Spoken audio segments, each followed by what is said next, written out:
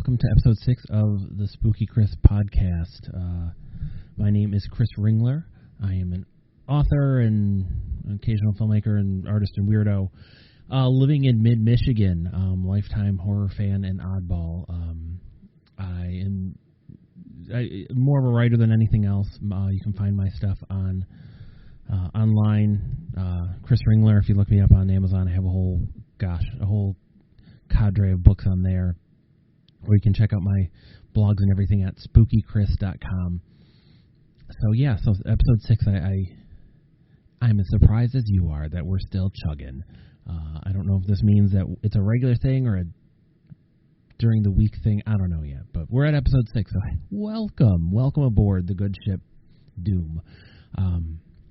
This time around, I thought I would talk about something interesting. I don't know, to me, and rare kind of in horror, and this idea of hope. Hope's one of those things where it's kind of the painful sword that we all kind of have to catch, managing to keep it from piercing us, but in so doing, it still cuts us pretty deep, because it's one of those things where without hope, you don't have anything. Truly, hope is the fuel that keeps the engine going.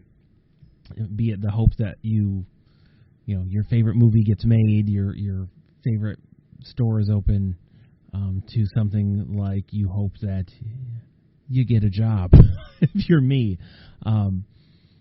So it's one of those things where we kind of don't focus on it other than on kind of cutesy painted wood signs that you see at home stores to put up with your live, laugh, love signs like hope. But it's interesting because hope is not something you find in horror a lot.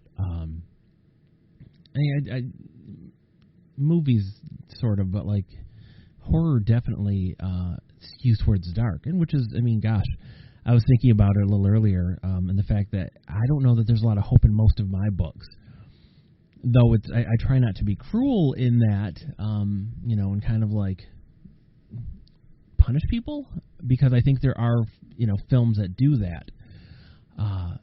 And I think it's one of those things where hope is good, and hope is good in horror, but it has to be kind of earned hope. It can't be deus machina, kind of like, oh, the monster is going to eat everyone, except it just so happened that the one person on Earth that just happens to have the one solution to stop it just happens to find them at just the right moment. And, you've seen it a million times. It's a plot device on I don't know how many TV shows and how many movies. The notion of someone saving the day. And again, I love all kinds of stuff that have that. And I'm sure to some degree I've probably written it. I've written enough stories, I'm sure I've written it.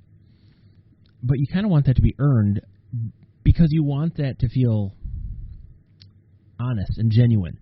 Because, again, without hope, you kind of get some bleak stuff. And so we'll go to two kind of polar opposites. So there's, and I really actually do genuinely like Serbian film. If you haven't ever heard of it or seen it, Serbian film is a foreign film that is notorious for how brutal it is. It is the story of an ex-porn star who gets out of the business and tries to go legit and can't make it, and he needs money desperately for his family. So he gets involved with some people who are just like, hey, do this one last project with us. And he gets wrapped up into this seamy underbelly in Serbia, and it's a straight up brutal movie, and not something that, unless you're in for the ride, to see where it heads. Movies like that, movies like Martyrs, are not for you. Martyrs is another one that's just super bleak. Both movies to me say something, though, because there's something to be said in the bleakness. Serbian film talks, it really shows just, the nature of mankind feeding on itself, that we are, kind of on poverty and on need, and just this will put people through literal and figurative hell for amusement, and just because we can, because in the case of the movie, is people have money and wealth and they have means. And in Martyrs is a movie about these young women who, memory serves, been a minute, like they're thieves and they get caught, and one of them is caught by this group and she's tortured, brutally. And it's all to kind of see if this group can find out information about something. Again, I'd rather leave it vague just because if you're going to see it, like, I went in just cold and man.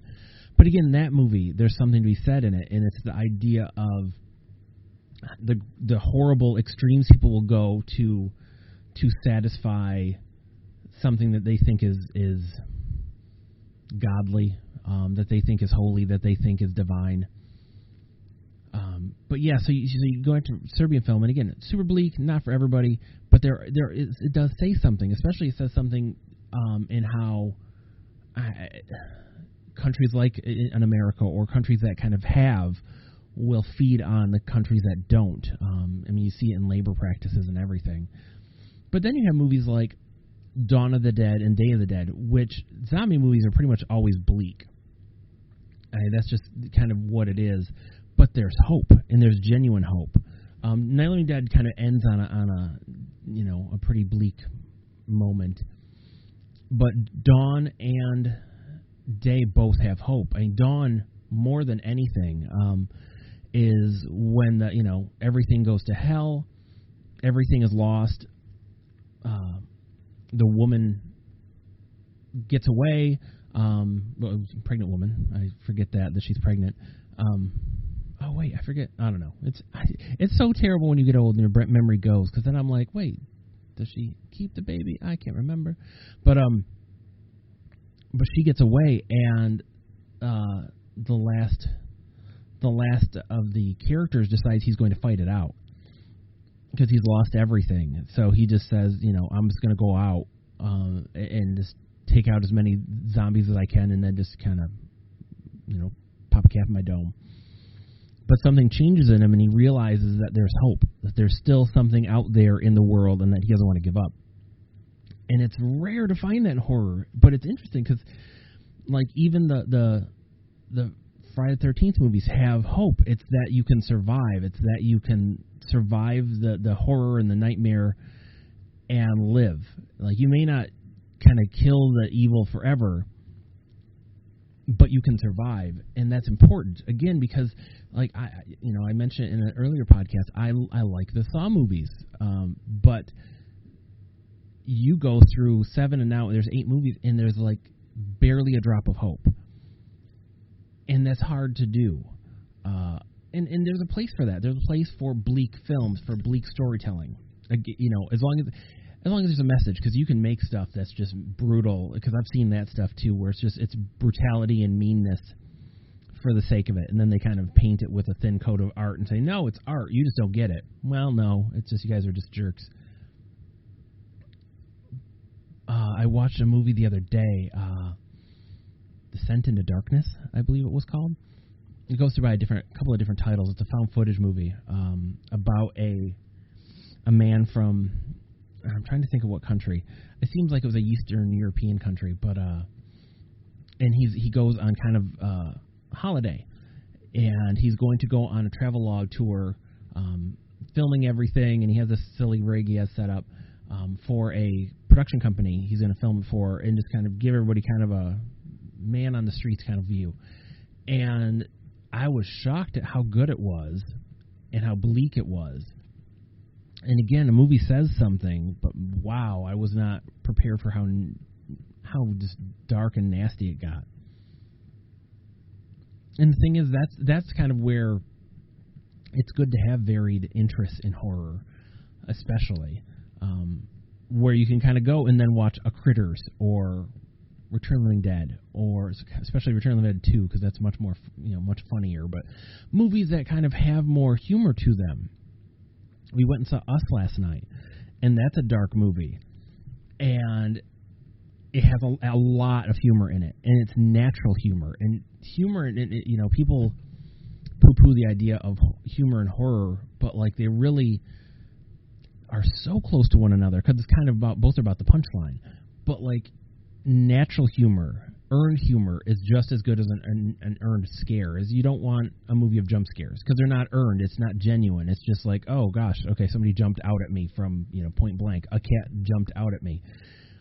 It doesn't feel earned. It's a cheat. It's kind of like, well, we didn't know how to scare you, or we wanted to stuff another scare scene in here, so we threw something in here that's just going to startle you. I guess it works, but like it's not a genuine feeling. Like a pervasive, like you watch the movie The Witch and you feel dread because it's just like this something terrible is going to happen. And humor's good in horror, but again, with it, so is hope. Hope is important because horror lets us go to these dark places to kind of look at mortality, to look at issues like drug use, murder, physical, sexual abuse, torture, like all these horrible subjects, and kind of pervert it into a way that it's not as dead on and head on many times. Like Freddy Krueger. Freddy Krueger is a symbol for a lot of things, but until the remake, they don't directly get into kind of what he is and what he potentially did. But his, the specter of what he is there. It's kind of the same thing with it.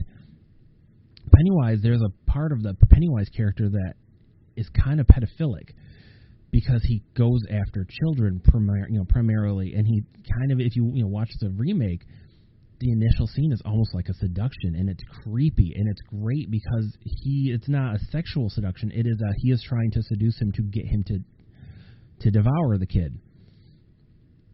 But it takes on a much nastier bend if it's if it's an old man down there, making it this clown, making it a monster. It lets you kind of look at it and think about it and face it without facing. I mean, we can see the reality of all of that in the paper every day, on the news, on the internet every day is a million one stories of horror. But movie horror, fictional horror, lets us talk about it, think about it, face it, and kind of process it in a way that isn't as emotionally harmful necessarily. I mean, there are movies that are kind of made to do that are kind of like jarring for that reason, but not everything does that. And again, like, see, like I just watched the Matrix series, and something I think is so amazing about that series is that it's a dystopian series about hope. Like the two rival themes for that series are hope and love. And that's not something you get in dystopian films. Like, you get like a veiled, like, maybe we can survive or take down the system. But this is like a literal, like, everything they do, they believe in something. They believe in a something that is tangible, that they feel they can get to. They believe in hope. And there's so much going on in that series, philosophically. It's neat that the core of it, and again, as violent as those movies are, I remember when they came out and how up in arms people were about how violent they were. Hyperviolence is kind of one of the things. It's hyperviolent. And yet they're absolutely. But again, it's the people see that, they kind of see the forest fire, not the trees in the forest fire. Like, they see the violence, but not that there's hope within it. That there's like this love story. And that's something that we don't get all the time in horror. That's something I liked about Get Out, is that it wasn't a cruel movie. Is that it pays off in a way that feels genuine and natural and doesn't feel nasty. And again, there's a place for these mean movies, because the good guy doesn't always win. You don't always defeat darkness. You don't always defeat the devil. You don't always beat the devil. Sometimes the devil wins. But we have to always be kind of mindful, as like as a writer, I always want to kind of I don't want to be cruel. And I think cruel filmmaking and cruel kind of storytelling, everything has its place, but it's just one of those where a little goes a long way. And I feel like if you're able to kind of adds something of hope that there is something to live for, something to look forward to. It matters. The movie Suspiria. I mean, she's dealing with powers obviously far beyond her. She doesn't understand. They're trying to. And this is the original. I mean, it could go with either one, kind of, but it's, you know, truly the original is what I mean, because it's kind of, they take a fork in the remake. But just the idea that she still like fights, like she finds something to fight for, and that's, you know, without hope you don't fight back. And she finds a way to fight back, and that's pretty great. And again, like a series like Walking Dead, I used to love The Walking Dead, and it was all about hope. But they got to a point where, and I am checked in on the newest season, but they got to a point where just everything feels hopeless. And we're in a pretty hopeless world from time to time, and you want to feel like there's something else out there. That even if doom comes, there's still hope. Gosh, a good one is The Mist. Is there, you know, there is still hope in that, especially the story. But even as bleak as there is still hope. And I think it's one of those things we don't invest enough in hope and in the idea that we need things to kind of keep us going and keep the engine running and to push us forward. Horror is such a great genre, and you can do anything in it. I mean, you can do sappy kind of love stories. You can do anything you want. But the most powerful stories are the ones that are kind of feel true and feel genuine and feel dangerous, but give you hope. And that doesn't mean that there's a happy ending necessarily, but just that it's not a cruel ending. So I don't know. That was where my mind was at today, was the idea of hope and hope in movies. I hope you got something out of this. Ha ha ha har har. Have a great day. I will maybe be back tomorrow. I don't know. Who knows? I'm still trying to figure this out myself. Have a great day, though.